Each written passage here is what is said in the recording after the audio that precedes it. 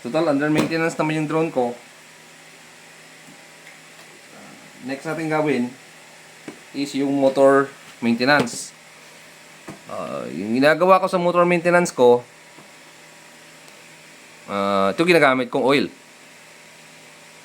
Kita nyo? Ito. Baka magtanong na naman yung iba dyan. Ba't yan ginagamit mo? Ito yung pinaka the best na oil na gamitin. Gumamit kayo ng Sennage. Pag maglagay kayo ng oil sa motor nyo. So may magtatanong naman dyan, bakit ba maglalagay ng oil sa motor? Sa bearing ng motor ng drone. Kasi seal bearing to, di ba? May oil na to from factory.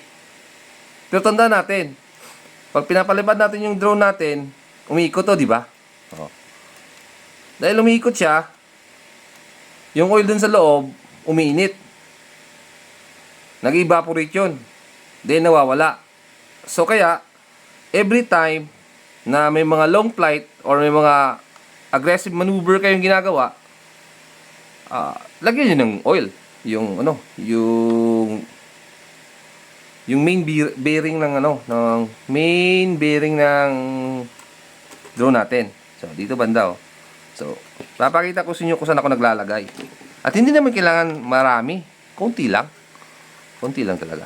So ito kaya yung Sennage ko, modify ko na yan na so lagyan ng konti dito sa may niya. Dito kayo maglagay, ha.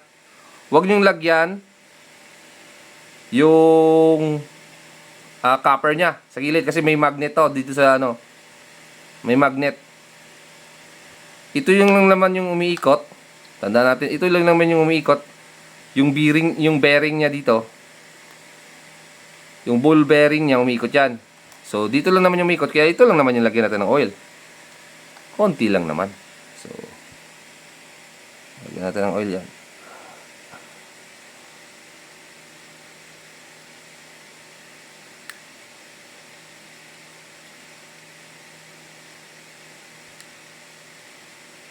Okay.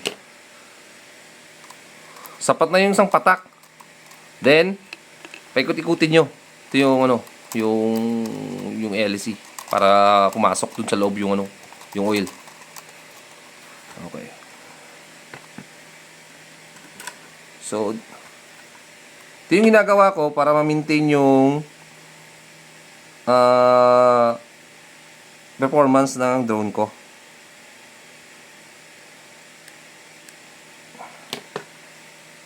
Baka may magtatanong naman dyan na bakit ko lalagyan ng oil at baka hindi naman tama yung ginagawa ko. Depende din sa inyo yan. Pero sa experience ko sa 7 years na ako nag-drone, ito yung pinaka masabi ko na proven and tested ko na.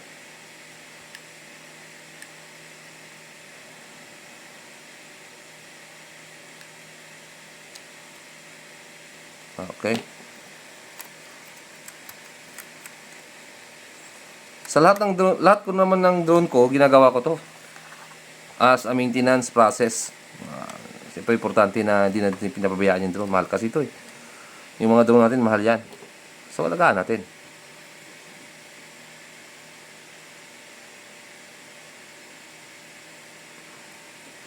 Huwag nyo lalagyan ng sobra, ha. Kaunti lang.